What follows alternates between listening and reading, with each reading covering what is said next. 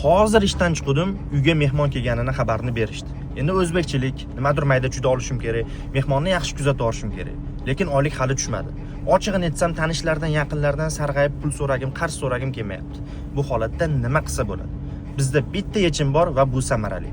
Ya'ni bankdan qarz olib turishimiz mumkin. Siz TBC bankning Osmon kart kredit kartasi orqali hech qanday ish haqisiz, kafillarsiz maksimal 50 million so'mgacha qarz olib turishingiz mumkin. Bu qanday bo'ladi? Umuman olganda juda ham oson va hozir sizga men buni tushuntiraman. TBC bank ilovasiga kirasiz, kredit kartalar bo'limiga o'tasiz va ariza qoldirsangiz bo'ldi.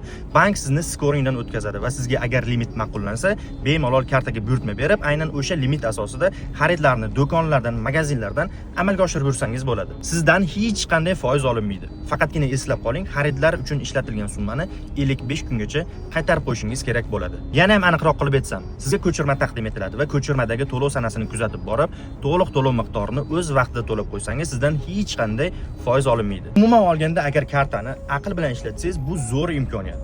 1-2 marta ishlatib ko'ring, sizga qanchalik kerakliligi ko'rinadi.